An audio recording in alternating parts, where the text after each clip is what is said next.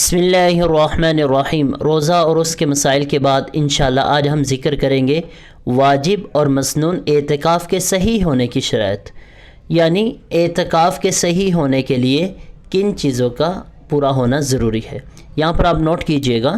Number 1، مرد کا ایسی مسجد میں اعتکاف کرنا جس میں 5 وقت نماز با جماعت ادا ہوتی ہو۔ کیا مطلب ہے کہ ایسی مسجد میں جو مرد حضرات ہیں اعتکاف کریں گے جہاں پر 5 وقت کی نماز جماعت سے ادا کرتے ہوں، ٹھیک ہے، یعنی کہ جامعہ مسجد میں اعتکاف کرنا، یہ پہلی شرط ہے۔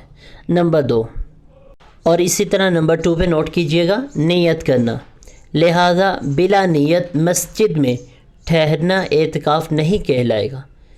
کیا مطلب ہے کہ اگر کوئی آدمی مسجد میں تو رہ رہا ہے لیکن بغیر اعتکاف کی نیت کیے ہوئے رہ رہا ہے تو اس کا وہ اعتکاف نہیں ہوگا۔ اعتکاف کے لیے نیت کرنا ضروری ہے، شرط ہے، ٹھیک ہے۔ اسی طرح نمبر 3 پہ نوٹ کیجئے گا، معتکف کا روزہ دار ہونا۔ معتکف کس کو کہتے ہیں؟ جو اعتکاف کر رہا ہے۔ تو یہاں دیکھیے، معتکف کا روزہ دار ہونا ضروری ہے، لہٰذا بغیر روزے کے اعتکاف معتبر نہ سمجھا جائے گا۔ کیا مطلب ہے اس کا؟ کہ یعنی جو اعتکاف کر رہا ہے اس کے لیے ضروری ہے کہ وہ اگلے دن روزہ رکھے۔ ایسا نہیں ہے کہ وہ جو سنت اور واجب اعتکاف کر رہا ہے تو وہ اگر اپنی مرضی سے روزہ چھوڑ دے یا کسی وجہ سے، تو یہ بہتر نہیں ہے۔ اگر شرعی عذر ہو وہ تو ایک علیحدہ چیز ہوتی ہے، ٹھیک ہے۔ ویسے جو اعتکاف کرنے والا ہے وہ روزے کو نہیں چھوڑ سکتا، اس کے لیے یہ روزہ رکھنا بھی شرط ہے۔ اور نمبر 4 پہ نوٹ کیجئے گا، عاقل اور بالغ ہونا، لہٰذا اب نارمل اور بچے کا اعتکاف معتبر نہیں۔ کیا مطلب ہے؟ یہاں سمجھیے گا کہ عاقل یعنی عقل مند ہونا، سمجھدار ہونا، سمجھ بوجھ ہونا۔ اگر کوئی اب نارمل ہے، ٹھیک ہے، یا پھر کسی کا مینٹری لیول ٹھیک نہیں ہے، یا پھر اس کو اتنا بھی نہیں پتہ کہ پاکی ناپاکی کا، تو ایسے افراد کے لیے اعتکاف نہیں ہے، ٹھیک ہے۔ ان چیزوں کا پتہ ہونا ضروری ہے۔ اسی طرح زیادہ چھوٹے بچے کا، جس کو اتنا نہ پتہ ہو کہ پاکی ناپاکی اور یہ بیسک جو چیزیں ہیں، تو ان چیزوں کا علم ہونا ضروری ہے۔ نمبر 5، مسلمان ہونا، لہٰذا کافر کا اعتکاف معتبر نہیں، یعنی جو نان مسلم ہیں ان کے لیے اعتکاف نہیں ہے، ان کا اعتکاف جو ہے وہ معتبر نہیں ہوگا، تو اس کے لیے مسلمان ہونا ضروری ہے۔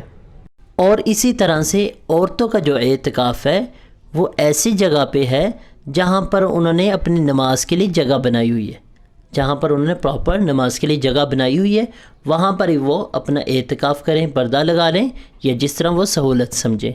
لیکن اگر انہوں نے کہیں پراپر اپنی جگہ نہیں بنائی ہوئی نماز کے لیے، کبھی ایک کمرے میں کبھی دوسری جگہ پہ نماز پڑھ لیتے ہیں، پھر ان کے لیے چاہیے کہ وہ ایک جگہ کو منتخب کریں اپنے نماز کے لیے یا اعتکاف کے لیے، تو وہاں پر وہ اعتکاف کریں، پردہ لگا لیں، اور اگر روم ہے تو جیسے وہ بہتر سمجھیں، تو اس روم سے بلا شرعی عذر کے وہ باہر نہ نکلیں۔ تو عورتوں کا اعتکاف ادھر ہی معتبر اور افضل ہے۔ اور باقی جو ساری چیزیں جو ہم نے آدمیوں کے لیے ذکر کی ہیں، باقی تقریباً ساری شرائط وہی عورتوں کے لیے بھی ہیں۔ اور ایک شرط آپ یہ بھی یاد رکھیں، پاک ہونا، یہ بھی لازم ہے، ضروری ہے، آدمیوں کے لیے بھی عورتوں کے لیے بھی۔ آدمیوں کے لیے کہ غسل واجب نہ ہو، اور عورتوں کے لیے حیض سے اور نفاس سے پاک ہونا اعتکاف کے لیے یہ بھی لازم اور ضروری ہے۔ تو اللہ تعالیٰ سے دعا ہے کہ اللہ تعالیٰ جتنے بھی حضرات اعتکاف کر رہے ہیں ہمارے گھروں میں، ہماری مائیں بہنیں، اللہ تعالیٰ ان کے اعتکاف کو بھی قبول فرمائے، اور جو مساجد میں ہمارے بزرگ نوجوان اور بھائی کر رہے ہیں، اللہ تعالیٰ ان کے بھی اعتکاف کو قبول فرمائے۔ اور انشاءاللہ ہم کوشش کریں گے عورتوں کے اعتکاف کے لیے بھی کچھ چیزیں انشاءاللہ ہم آپ کے سامنے پیش کریں گے، اور مرد کے اعتکاف کے لیے بھی کہ ہمیں اعتکاف میں کن چیزوں سے بچنا ہے اور کون سی چیزیں کرنی ہیں، تاکہ ہمارا حقیقت میں اعتکاف ہو اور اللہ تعالیٰ سے قربت کا ذریعہ بنے۔ اللہ تعالیٰ ہماری اسی رمضان میں سب کی بخشش فرمائے۔ دعا میں یاد رکھیے گا۔ السلام علیکم ورحمۃ اللہ وبرکاتہ۔